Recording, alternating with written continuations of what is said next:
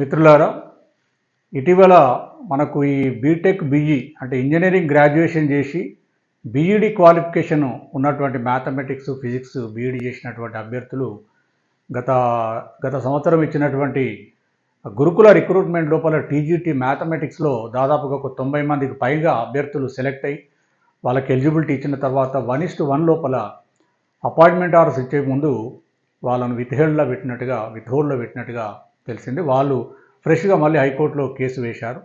దీని మీద అంటే నేను గతంలో కోర్ సబ్జెక్ట్స్ నాకు టైం ఉండదు, భారతదేశము కుల వ్యవస్థ రిజర్వేషన్లు ఇట్లా మెయిన్ ఇష్యూస్ మీదనే వీడియోలు చేసేవాడిని. ఈ మధ్య కాలం లోపల ఈ recruitments vertical horizontal reservation issue వచ్చిన తర్వాత రెగ్యులర్గా ఫ్రీక్వెంట్గా వీడియోలు చేస్తున్నప్పుడు చాలామంది విద్యార్థులు, ఒక 2-3 విద్యార్థులు రెగ్యులర్గా నాకు మెసేజ్ చేయడం పెట్టిండ్రు. ఎందుకంటే బీటెక్ బీఈడి అభ్యర్థులు ఒక వీడియో చేయండి సార్ అని చెప్పినప్పుడు నేను కొంత సమయం లేక పూర్తిగా సమాచారాన్ని సేకరించకుండా కొంత ఇన్ఫర్మేషన్ తోటి గతంలో ఒక వీడియో చేశాను.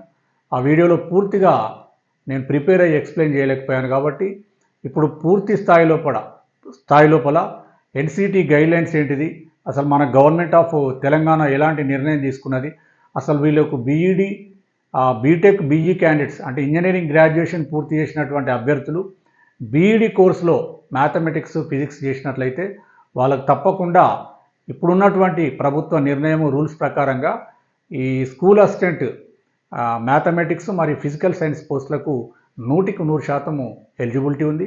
అదేవిధంగా గురుకుల రిక్రూట్మెంట్ బోర్డు చేస్తున్నటువంటి రిక్రూట్మెంట్ లోపల టీజీటీ మ్యాథమెటిక్స్ మరియు ఫిజికల్ సైన్స్లో వీళ్ళకు అర్హత ఉంది అనేది చాలా స్పష్టంగా మనకు ప్రభుత్వ ఆదేశాలు ఉన్నాయి. అదేవిధంగా రిక్రూట్మెంట్ ఏజెన్సీస్ కూడా అదే పద్ధతిలో ఈ విద్యార్థులను నిరుద్యోగులను ఇబ్బంది చేయకుండా కోర్టులలో కేసులు లేకుండా నిర్ణయాలు తీసుకొని వాళ్ళకి న్యాయం చేయాల్సినటువంటి అవసరం ఉన్నది. అసలు ఈ మొత్తము ఎపిసోడ్ను నేను తెలియజేసే ముందు మరొకసారి మిత్రులకు ఈ ఛానల్ని కనుక సబ్స్క్రైబ్ చేయకపోతే ఛానల్ సబ్స్క్రైబ్ చేయండి, వీడియోని లైక్ చేయండి, మీ మిత్రులు కూడా షేర్ చేసి సపోర్ట్ చేయాలని తెలియజేస్తూ, అసలు ఫస్ట్ మనకు భారతదేశంలో దాదాపుగా 2000 ఇయర్ నుండి మనకు బీఏ బీకామ్ తర్వాత బీఎస్సీ కోర్సుల స్టడీ అనేది విద్యార్థులు తక్కువగా వెళ్తూ ఉన్నారు. ఈ 2000 ఇయర్ తర్వాత మొత్తం సాంకేతిక పరిజ్ఞానం వరల్డ్ వైడ్గా విదేశాలలో కానీ మన దేశంలో కానీ టెక్నికల్ రంగం లోపల విపరీతమైన ప్రైవేట్ రంగంలో ఉద్యోగాలు కానీ ఇటు ప్రభుత్వ రంగంలో కానీ ఉద్యోగాలు పెరుగుతున్న కొద్దీ ఈ టెక్నికల్ ఎడ్యుకేషన్ ప్రతి విద్యార్థి కూడా బీఈనో బీటెక్ చదవడం చేస్తూ ఉన్నారు. దాంతో బీఏ బీఎస్సీ బీకామ్ చదివే విద్యార్థుల సంఖ్య గ్రాడ్యువల్గా తగ్గుతూ వస్తున్నది. ఇప్పుడు కాలేజీలు కూడా కొత్త కాలేజీలు ఏర్పాటు చేసే పరిస్థితి లేదు. ఇప్పుడు అసలు కాలేజీ ఇంటర్మీడియట్ తర్వాత కాలేజీలు అంటేనే ఇంజనీరింగ్ కాలేజీ తప్ప వేరే కాలేజీలు లేవు.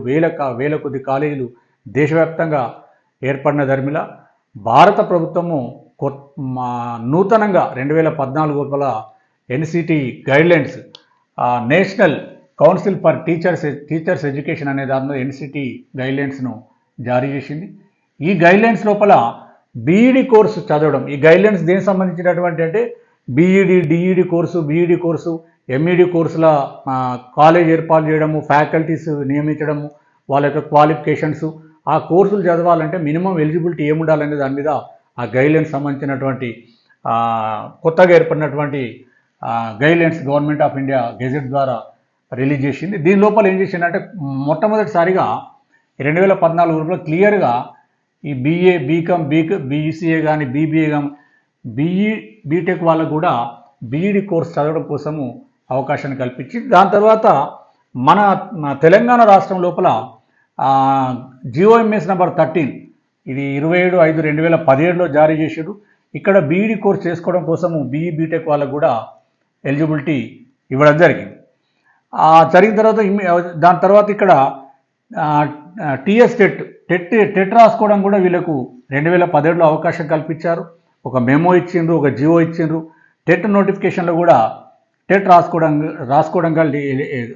కోసం ఎలిజిబిలిటీ ఇచ్చింది. అంటే ఏంది, ఎవరైతే బీఈ బీటెక్ కోర్సు చదివి ఉండి బీఈడి చేసిన వాళ్ళకు ఖచ్చితంగా ఏ పోస్టులకు ఎలిజిబిలిటీ ఉంది, school assistant mathematics physical science లేదా గురుకుల బోర్డు వాళ్ళు రిక్రూట్మెంట్ చేస్తున్నటువంటి ట్రైన్డ్ గ్రాడ్యుయేట్ టీచర్ అంటే టీజీటీ కూడా ఎలిజిబిలిటీ ఉంది. అప్పుడు ఈ 2018లో ఈ గురుకుల నోటిఫికేషన్ లోపల కొంతమంది అభ్యర్థులు టాప్ మెరిట్లో ఉన్నా కూడా వాళ్ళు నోటిఫికేషన్లో ఏం చేసిందంటే BA BSc BCom and BEd అనే ఎలిజిబిలిటీ క్వాలిఫికేషన్ నోటిఫికేషన్లో ఇవ్వడం జరిగింది. కానీ అండ్ ఈక్వలెంట్ అంటారు కాబట్టి ఈ BE బీటెక్ వాళ్ళు కూడా అప్లై చేసుకొని అపేర్ అయ్యారు. మంచి మెరిట్లో ఉన్నా కూడా వాళ్ళకు ఉద్యోగం రాలేదు. రాని కారణంగా ఏం చేసిందంటే హైకోర్టును సంప్రదించారు.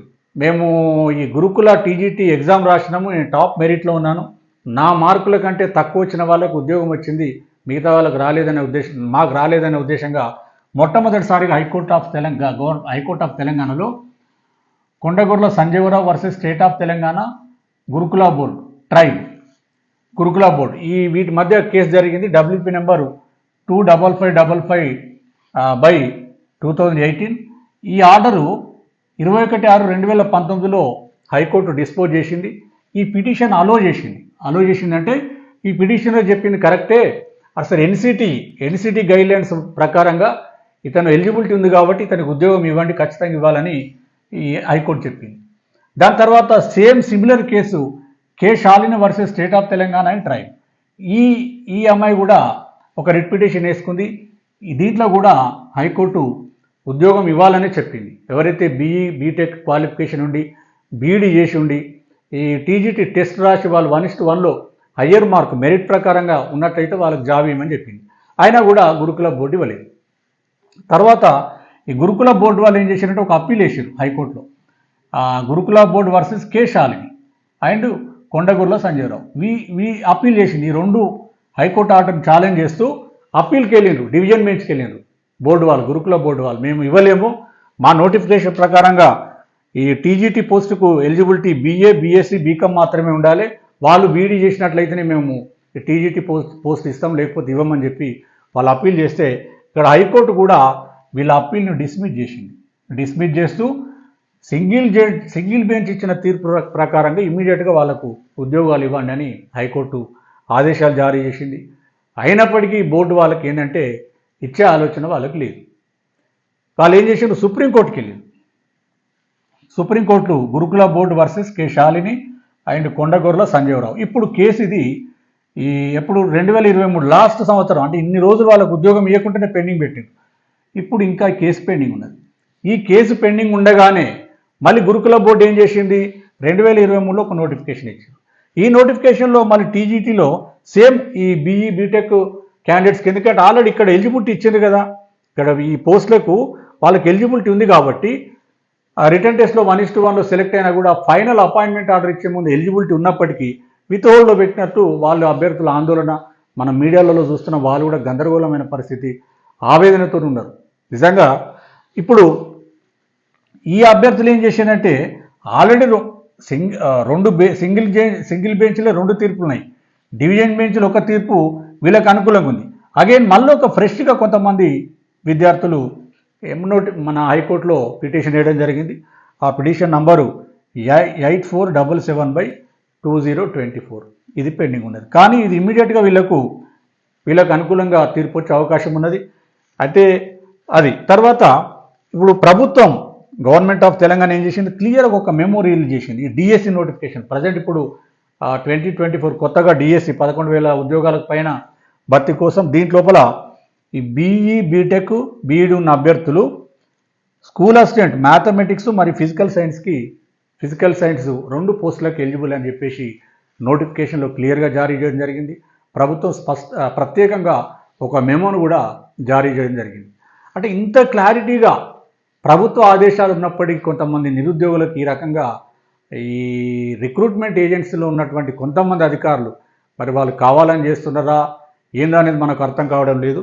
ఈ సందర్భంగా నేను విద్యార్థులకు నిరుద్యోగులకు చెప్పేది ఏంటంటే, మనకు న్యాయం కోసం ఎవరైనా సిటిజన్ ఆఫ్ ఇండియా, మన భారతదేశంలో పౌరుడు ఎవరైనా కూడా ఆర్టికల్ 226, ఆర్టికల్ 227 ప్రకారంగా మన హైకోర్టులో రిట్ చేసుకోవచ్చు. అదేవిధంగా సుప్రీంకోర్టులో ఆర్టికల్ 32 అంటే ఫండమెంటల్ రైట్ కనుక హాని జరిగినట్లయితే అక్కడ కూడా డైరెక్ట్గా సుప్రీంకోర్టు కూడా వెళ్ళే అవకాశం ఉంది. ముందుగా హైకోర్టులో వెళ్ళాలి కాబట్టి తప్పకుండా వెళ్ళాలి. కానీ సమస్య ఏంటంటే నిరుద్యోగులు కానీ విద్యార్థులకు ఏంటంటే డబ్బుల సమస్య ఉంటుంది. డబ్బులే సమస్య ఒక సమస్య అయితే మనోవేదన, కేసుల మీద కేసులు, టైం గడువు అనేది పోయి నిరుద్యోగులకు వయస్సు భారమయ్యే పరిస్థితి కూడా ఉన్నది. కాబట్టి అధికారులు కొంతమంది ఇగోలోకి పోకుండా నిరుద్యోగులకు సాధ్యమైనంత వరకు న్యాయపరమైనటువంటి కేసులు చిక్కులు లేకుండా న్యాయం చేసే పని చేసినప్పుడు తప్పకుండా అందరికీ న్యాయం జరుగుతుంది. ఇటీవలనే భారత అత్యున్నత సుప్రీంకోర్టు ప్రధాన న్యాయమూర్తి గారు చంద్రచూడ్ గారే స్వయంగా చెప్పింది ఏంటంటే, అసలు కక్షిదారు ఎవరో గారు ప్రభుత్వంలో ఉన్నటువంటి కొంతమంది అధికారులను చెప్పడం జరిగింది. ఎందుకంటే ప్రభుత్వంలో ఉన్నటువంటి అధికారులకు విశేషమైన అధికారాలు ఉంటాయి. ఇట్లాంటివి క్లియర్గా మనకు ఎన్సిటీ గైడ్లైన్స్ను ఎలిజిబిలిటీ ఉన్న తర్వాత మీకు ఎలిజిబిలిటీ లేదు, మేము నోటిఫికేషన్లు ఇవ్వలేదు కాబట్టి మేము తీసుకోమని అంటే ఎట్లా చెప్తారు? అలా చెప్పకూడదు తప్పకుండా. ఎందుకంటే ప్రభుత్వంలో ముఖ్యమంత్రి గారు కానీ, విద్యాశాఖ మంత్రి గారు కానీ, డిప్యూటీ సీఎం కానీ, ముఖ్యమంత్రి స్థాయిలో ఉన్నటువంటి మంత్రివర్గంలో ఉన్నటువంటి పెద్దలు ఏంటంటే వాళ్ళకు ఈ యాక్టులు ఏంది, చట్టాలు ఏంది, అసలు ఏందని చూసేంత పరిస్థితి టైం ఉండదు, వాళ్ళకి తెలియదు కూడా. ఈ ఎవరైతే రిక్రూట్మెంట్ ఏజెన్సీలో ఉన్నటువంటి ఉన్నతాధికారులు, గ్రూప్ 1 ఆఫీసర్స్ కానీ, ఐఏఎస్ వాళ్ళు, ఉన్నతాధికారులు చెప్పే అంశాలనే వాళ్ళు నిజమని నమ్ముతారు. కాబట్టి ప్రభుత్వం తరఫున మంత్రులు కానీ, ముఖ్యమంత్రి గారు కూడా ఏం చేయలేని పరిస్థితిలో ఉంటారు. కాబట్టి ఈ రిక్రూట్మెంట్ ఏజెన్సీస్లలో పనిచేస్తున్నటువంటి ఉన్నతాధికారులు పెద్ద మనసుతోటి నిరుద్యోగులందరికీ కూడా న్యాయం జరిగే విధంగా చట్టానికి లోబడి, రాజ్యాంగానికి లోబడి పనిచేయాలి. చేస్తే ఏమైందంటే తొందరగా రిక్రూట్మెంట్లు అయిపోతాయి. ఒకవైపు నిరుద్యోగ సమస్య నానాటికి పెరిగిపోతున్న సమయం లోపల అసలు ఈ ఉద్యోగాల కోసము దాదాపు చాలామంది ప్రైవేటు ఉద్యోగాల కోసం వెళ్తున్నారు. మరి ప్రభుత్వ రంగంలో ఉద్యోగాలలో కొంత సేఫ్టీ ఉంటుందనే, ఉద్యోగ భద్రత ఉంటుందనే కారణంగా, మంచి జీతాలు వస్తాయనే కారణంగానే వాళ్ళు ఆప్షన్ చేసుకొని ఎన్నో కష్టాలకు ఓర్చుకొని కాంపిటీషన్స్ రాస్తూ ఉంటారు. కాబట్టి ఈ ప్రభుత్వ ఉన్నతాధికారులు ఎవరు కూడా వాళ్ళకు న్యాయం జరిగే విధంగా పనిచేయాలని తెలియజేస్తూ, ఈ విధంగా ఈ గురుకులాల్లో కానీ ఇప్పుడు ఎడ్యుకేషన్లో ఈ బీటెక్ బీఈ చేసి ఉండి బీఈడి చేసినటువంటి అభ్యర్థులకు టీచర్స్ ఎలిజిబిలిటీ అంటే ఉన్నదా లేదా అనేది అంటే చాలా స్పష్టంగా ఏముంది, ఆ స్కూల్ అసిస్టెంట్ లోపల మ్యాథమెటిక్స్ కానీ, ఫిజికల్ సైన్స్ పోస్టులకు ఎలిజిబిలిటీ ఉంది. అదేవిధంగా గురుకుల బోర్డు ఆల్రెడీ రిక్రూట్మెంట్ చేసింది. ప్రజెంట్ ఆన్గోయింగ్ రిక్రూట్మెంట్లో కూడా వాళ్ళకు తప్పకుండా అర్హత ఉన్నది. మరి ఇప్పుడు ఫ్రెష్గా కూడా ఇప్పుడు ఈ అంతా ఏదో సుప్రీంకోర్టులో కేసు పెండింగ్ ఉంది అంటున్నారు. సుప్రీంకోర్టులో కేసు ఏమైనా పెండింగ్ ఉన్నది, అక్కడ ఏం స్టే లేదు, ఇక్కడ ఈ ఆర్డర్ల మీద ఏం స్టే లేదు.